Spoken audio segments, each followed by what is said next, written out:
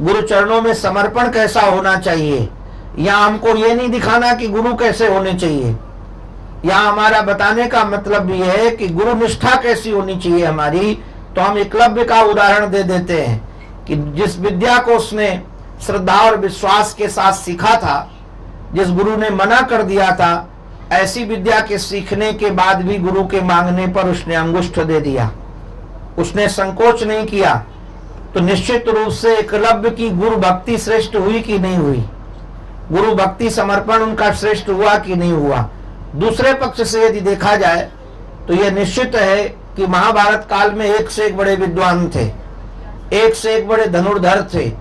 अगर गुरुदेव उसका अंगुष्ठ न काटे कटवाए होते तो इतिहास के पन्नों में एकलव्य का नाम कोई जानता भी न होता। गुरुदेव को लगा कि जिसकी इतनी निष्ठा है, जिसका इतना समर्पण है, जिसकी इतनी श्रद्धा है, समाज में उसका भी नाम सामने आना चाहिए। और सामने नाम कब आएगा?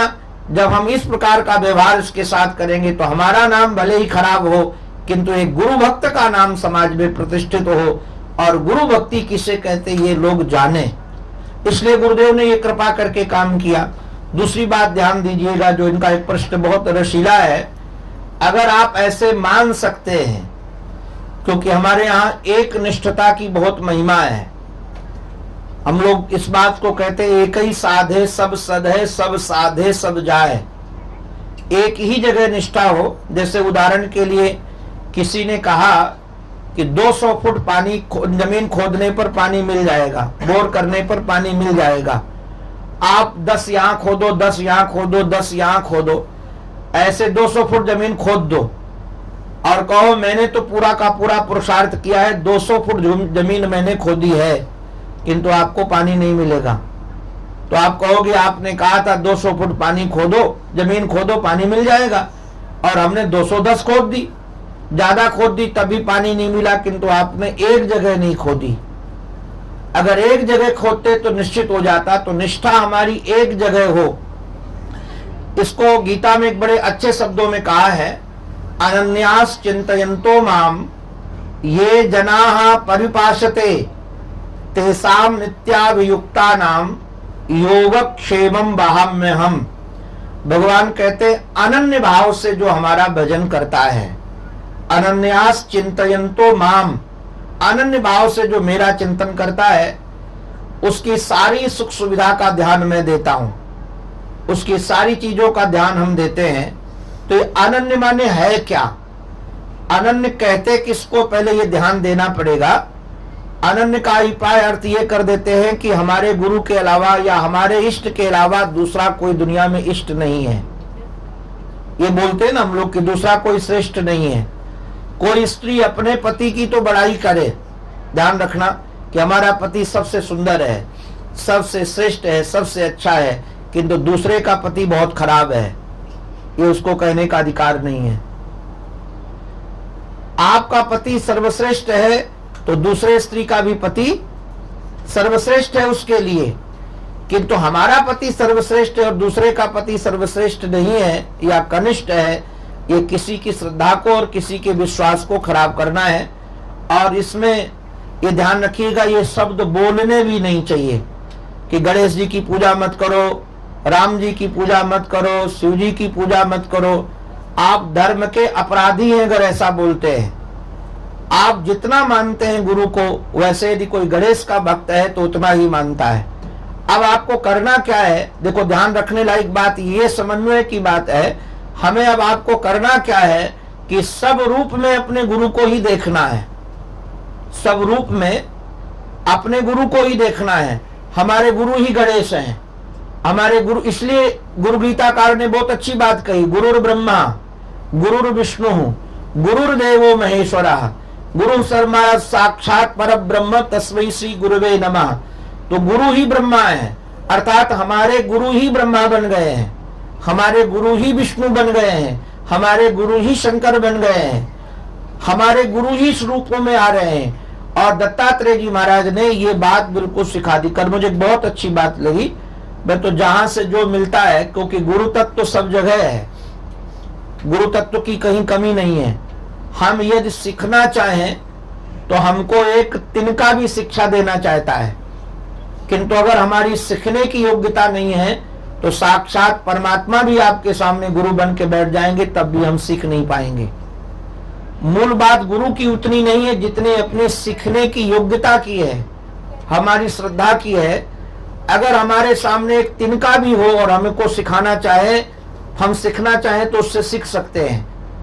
तो कल हम एक चर्चा सुन रहे थे, मुझे बहुत अच्छी बात लगी, मैं नाम नहीं लूंगा क्योंकि नाम लूंगा तो व्यक्ति की प्रशंसा के रूप में हो जाएगा, प्रशंसा के रूप में नहीं और व्यक्ति विशिष्ट की चर्चा नहीं, सबकी दृष्टि ऐसी बने, इसलिए हमारी ये इच्छा है।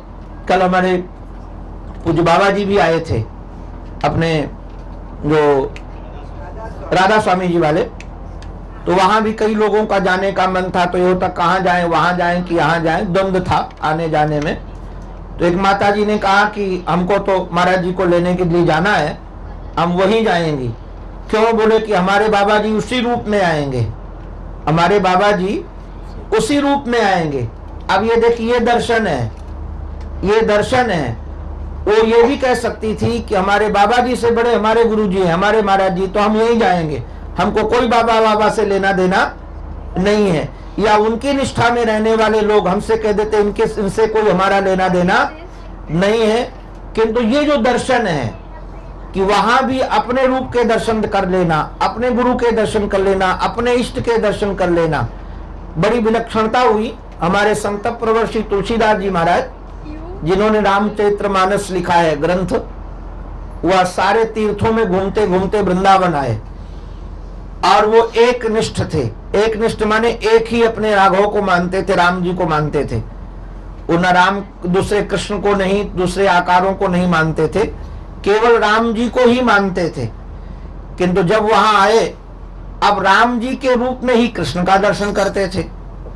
तो संयोग से वृंदावन में ठाकुर जी के चरणों पर प्रणाम किया, तो वहां के पुजारी ने कह दिया कि ये तो ये अनन्य है, और आज देखो राम जी को छोड़कर कृष्ण का भजन करने लगे। हमारे कृष्ण में बड़ी विशेषता है, हमारे कृष्ण का ऐसा आकर्षण है कि राम जी वाले भगत भी छोड़ छोड़कर हमारे कृष्ण के भक्त हो गए। तो तुलसीदास जी महाराज वहीं खड़े खड़े ठाकुर जी को बोल पड़े और कहा, क्या क्या छवि वर्णो आपकी भले बने हो नाथ, आपकी छवि का क्या वर्णन करें हम। आप देखने में बहुत सुंदर लग रहे हो, बहुत अच्छे बने हो, किंतु तुलसी मस्तक तब नवे जब धनुष बांट लो हाथ। बोले कि अब हम मुरली वाले को प्रणाम नहीं करेंगे, अब हम इनकी वजह से तब प्रणाम करेंगे जब आप धनुष बाण ले लोगे। तो जानकर आपको अचंभव लगेगा उनकी श्रद्धा और समर्पण पर। जहाँ ठाकुर जी के श्री विग्रह पर मूर्ति में जहाँ वेणु रखी थी, भगवान ने तुरंत वेणु हटा करके धनुष बाण ले लिया और उनकी निष्ठा को देख करके तुरंत प्रणाम किया। तुरंत जब प्रणाम किया, कहा कि सब लोग देखकर दंग रह गए। तो अनन्य इसका नाम है। अनन्य ये नाम नहीं है कि हम दूसरे को न पूजें। हमको तो कई बार बड़ी विडंबना लगती है, जो अनन्य होते, मैं किसी की निष्ठा पर कुठाराघात नहीं कर रहा हूं, मेरे लिए सब वंदनीय है। अनन्य बोले भगवान, हम राम जी को नहीं मानेंगे, हम हनुमान जी को नहीं मानेंगे, हम गणेश जी को नहीं मानेंगे, किंतु हम अगर घूस देकर के काम कराना है तो नौकर को भी मान लेंगे। अगर आपकी निष्ठा एक जगह है तो फिर सब जगह निष्ठा वैसी हो। गलत काम करने में हमारी निष्ठा नहीं बिगड़ती है, हमारी अनन्यता में कोई कलंक नहीं लगता है, झूठ बोलने में नहीं लगता है, गलत काम में नहीं लगता है, केवल इष्ट का दर्शन करने में कैसे गड़बड़ हो जाता है। तो सब जगह इष्ट का दर्शन करें। तो हम ये कहें कि कोई केवल गुरु को ही माने। आप गुरु को ये क्यों नहीं मानते कि गणेश जी गुरु बनकर के ही गणेश जी बने हुए हैं। जैसी हमारी निष्ठा में, हमारे समर्पण में, हमारी श्रद्धा में इतना सामर्थ्य हो, मैं तो सच कहता हूं इतना सामर्थ्य हो कि सामने वाला भी आकार बदल दे, सामने वाला भी आकार बदल दे। और होता है, घटना ये घटती है, ऐसा मत समझिए कि घटना नहीं घटती है। कितनी समाज में ऐसी घटनाएं हैं कि हमारे श्रद्धा और विश्वास के आधार पर बिल्कुल परिवर्तन हो जाता है, एकदम आमूल चूर्ण परिवर्तन हो जाता है। इसलिए हमारी श्रद्धा बढ़े, हमारा विश्वास बढ़े, हमारा समर्पण बढ़े, ये परम आवश्यक है। किंतु सब लोग हमारा जैसा श्रद्धा विश्वास दूसरों का हो जाए, ये प्रयास मत करो। ये सब मत कहो कि आजकल कई जगह में नाम नहीं लूंगा, आज पूरे विश्व में एक लहर बनी है कि पूरा का पूरा अमुक विश्व ही उस धर्म का हो जाए। मैं अपनी धर्म की बात कहूं, मैं ये सोचने लगूं कि सारा का सारा विश्व हिंदू बन जाए, ये संभव नहीं है। अरे हम अपने घर के 5 व्यक्तियों के विचारों को एक साथ नहीं मिला पाते हैं, 2 लोगों के विचारों को नहीं मिला पाते हैं, तो हम संसार के विचारों को कहां से मिला देंगे। तो हमको जहां से ज्ञान मिले, जहां से हमारा समर्पण हो, हमको यदि गणेश जी ईश्वर के रूप में दिखते हैं तो हमको ईश्वर के रूप में गणेश जी को देख लेना चाहिए, राम को देख लेना चाहिए, कृष्ण को देख लेना चाहिए। हमारी श्रद्धा बने, सामने का आकार बहुत ज्यादा महत्वपूर्ण नहीं है, ध्यान दीजिएगा, सामने का आकार बहुत ज्यादा महत्वपूर्ण नहीं है, आकार हमारा समर्पण और विश्वास का है। हम जहां समर्पण और विश्वास से भर जाएंगे, मैं कई बार एक लोगों को कहता रहता हूं, भारत में भी कहता हूं, जिन मूर्तियों को हम भगवान मानते हैं, कोई भी मूर्तियां हैं, और वो मूर्तियां हमको भगवत भाव से हमको फल भी देती हैं। उदाहरणार्थ जैसे तिरुपति बालाजी में, या अपने शनि सिंगापुर चले जाइए जहां बहुत भीड़ होती है, साईं बाबा के यहां चले जाइए, अगर भक्तों की मनोकामना पूरी न होती हो तो इतनी बड़ी भीड़ नहीं लगेगी, इतने बड़े तादाद के लोग वहां नहीं जाएंगे। एडवर्टाइज करा करके प्रचार तो किया जा सकता है, किंतु लोगों को ठहराया नहीं जा सकता है, क्योंकि व्यक्ति कामनाओं का वशीभूत है। लोगों की कामना पूरी होती है, और कामना पूरी होती है तभी लोग वहां पहुंचते हैं, और वह ईश्वर भाव से मानते हैं। हम लोग भी ईश्वर भाव से मानते हैं उनको। अगर वह सचमुच के ईश्वर भाव से माने गए हैं, तो यदि कोई जो उनको नहीं मानता है वो जाकर के उनको तोड़ देता है या मंदिरों को तोड़ देता है, तो जो साक्षात भगवान नारायण है, सर्वशक्ति सम्मान गदा लिए हुए, क्यों नहीं मारते उसको? मारना चाहिए और उनको भगाना चाहिए। आज नास्तिक लोग तो ये कहेंगे कि जो भगवान अपना रक्षा नहीं कर पाया, वो दूसरों की रक्षा क्या करेगा।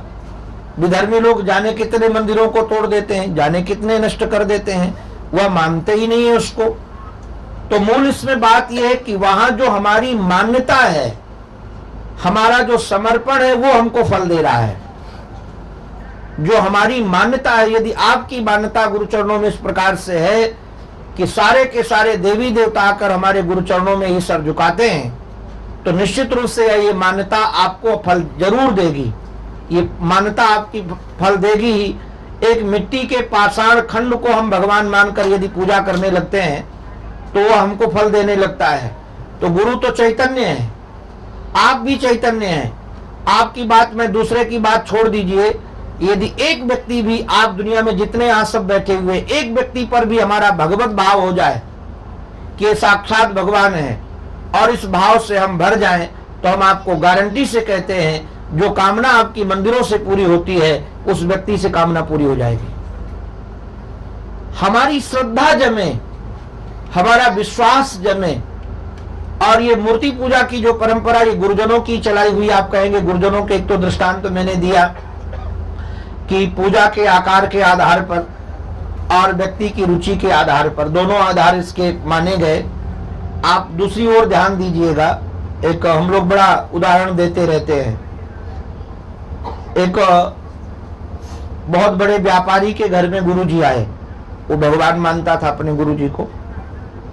बड़ा खुश हुआ कि हमारे गुरुजी आए, हमारे गुरुजी आए। भारत की घटना है, राजस्थान की।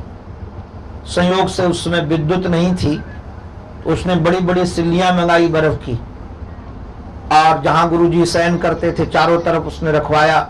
पंखा करने वाले लोग बैठा ले कि गुरुजी को ठंडक मिले। वहां रहने वाला मुनीम वो भी विचार करने लगा कि हमारे भी गुरुजी आएंगे, तब हम भले गरीब हैं, भले हमारे पास धन नहीं, किंतु जैसे हमारे सेठ ने पूजा की वैसे मैं गुरुजी की पूजा करूंगा। किंतु संयोग से उसके गुरुजी तो मई जून में आए थे, सेठ जी के, और ये मुनीम जी के जो गुरुजी थे ये हमारा दिसंबर जनवरी में आ गए। अब उसने निश्चय करके रखा था जैसे सेठ जी ने पूजा की वैसी पूजा मुझे भी करनी है, चाहे कुछ भी कहें, गुरुजी मना करें तब भी नहीं मानेंगे। जनवरी का महीना था, भयंकर ठंड पड़ रही थी, टेम्परेचर 0 से नीचे जाने वाला था, जमने का मामला। उसने बर्फ की सिल्लियां मंगाई और जहां गुरुजी लेटे थे चारों तरफ रख दिया। गुरुजी चिल्लाए, बोले गुरुजी चुप रहो, मैं भले गरीब हूं किंतु मैं सेवा तो जैसे हमारे सेठ ने की थी वैसे ही करूंगा। आप जरा विचार कीजिएगा, निष्ठा और समर्पण। गुरुजी की हालत खराब हो जाएगी कि नहीं हो जाएगी? गुरुजी की हालत खराब हो जाएगी, बेचारे क्योंकि हड्डी मांस के, और इसको आप लोगों को अनुभव नहीं होगा, मुझे है। आप कहोगे तुम्हें कैसे है? अब मैं कई बार जैसे भारत में मध्य प्रदेश आदि में जाता हूं तो वहां एक परंपरा है कि पैर धोना है और पैर धोकर तिलक लगाना है। तो अब यदि 100-200 आदमी पैर धोने वाले हैं और बर्फ के पानी से हमारे पैर धोए गए तो हमारे पैरों की हालत खराब हो जाएगी कि नहीं? हमको डॉक्टर की शरण लेनी पड़ेगी कि नहीं लेनी पड़ेगी? और कहते हैं कुमकुम लगाओ। अब वो कुमकुम जो आजकल मिलता है, जैसे हम लोग जो कुमकुम लगाते हैं हल्दी का बना हुआ है, हल्दी और चूने का, वो लगाते हैं तो शरीर को हानि नहीं पहुंचाता है, किंतु आजकल केमिकल से बनाते हैं कुमकुम। अब वो हमारी खोपड़ी में लगा देते तो पूरे दिन सर दर्द करता है। अभी पिछले साल की घटना बताएं, आप लोग दंग रह जाएंगे, मुझे बड़ी पीड़ा हुई। यहाँ से गए, यहीं से गए, दूसरे 2 तारीख की बात है, मध्य प्रदेश में एक जगह कहीं पहुंचे, वहां कथा करनी थी। सुबह सुबह ठंडी का समय में साफा बांधे हुए था, पूरे कपड़े पहने था, बहुत बाहर ठंड चल रही थी, माताएं बहुत इकट्ठी होकर पूजा कर रही थी, तिलक लगा रही थी, अपने राम भी मूर्ति बने पूजा करवा रहे थे। अकस्मात किसी ने पीछे से धक्का दे दिया। अब धक्का दे दिया तो माताजी जो तिलक लगा रही थी वो गिरने वाली थी और सामने मैं ही बैठा था। अपने को संभालने लगी तो हमारे मस्तिष्क में उन्होंने हाथ रखा अपना, क्योंकि नहीं रखती तो गिर जाती। उस यहाँ तिलक लगा रही थी तो यहाँ किया। अब उनका नाखून था मेरे चुभ गया यहाँ, और बड़ा नाखून तो घुस ही गया यहाँ। अच्छा घुस गया, थोड़ा मुझे लगा तो सही, फिर ध्यान नहीं दिया, किंतु बाद में हमारे आंखों में कुछ आया बह करके, तो मुझे लगा कमाल क्या हो गया। बाद में ऐसे हाथ लगा तो खून था। मुझे सोचा गर्मी में ये ठंडी में पसीना कहां से आया, तो देखा खून था। बाद में पट्टी करवानी पड़ी। अब जरा निष्ठा की बात आपको इसलिए मैं बता रहा हूं कि गुरुजनों में यदि इस ढंग का भाव रखोगे तो गुरुजी का तो कचूमर निकल गया कि नहीं निकल गया। अच्छा आपके आधार पर ध्यान दीजिए, आज गुरुजी को 100-200 घरों में जाना हो और आप कहो कि सब जगह झंडा लगाए बगैर काम बनेगा नहीं।